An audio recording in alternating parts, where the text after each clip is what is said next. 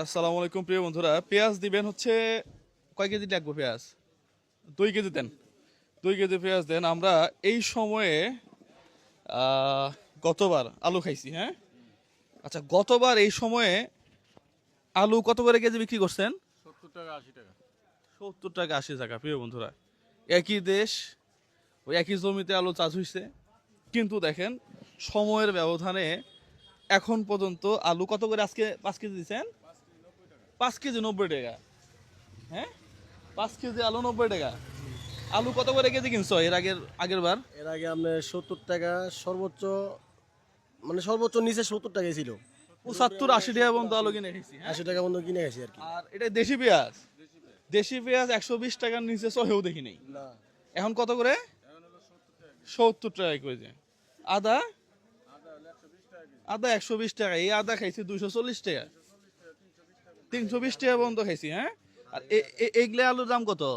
এগুলো আলু হলো 25 টাকা কেজি দেশি আলু। দেশি আলু 25 টাকা, দেশি আলু 100 টাকা কেজি খাইছি, হ্যাঁ?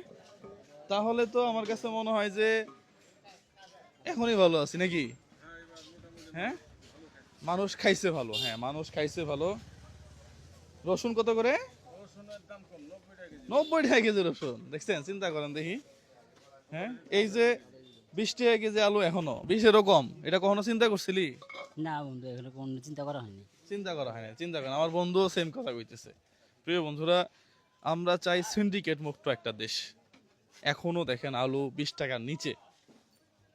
হ্যাঁ, অনেক জায়গাতে সমস্যা আছে, অনেক জায়গায় টেন্ডার চাঁদাবাজি এই সেই আছে। এই যে একটা সরকার পতন হওয়ার পরে আরেকজন ক্ষমতায় না আসার পরেও যেভাবে উৎপাত শুরু করছে, চাঁদাবাজি, দুর্নীতি, টেন্ডারবাজি শুরু হয়ে গেছে অলরেডি।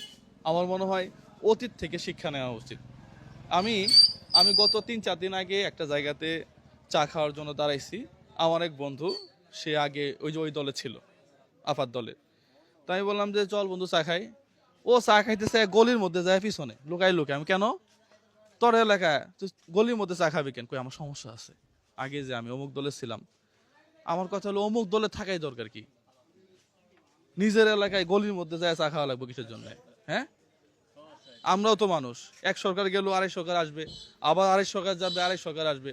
আমরা লাখ লাখ মানুষের সামনে, কোটি কোটি মানুষের সামনে কথা বলতেছি, আমাদের কোনো সমস্যা নাই। কারণ একটাই, আমরা কোনো দল বিশ্বাস করি না, আমরা সাধারণ মানুষের দলে।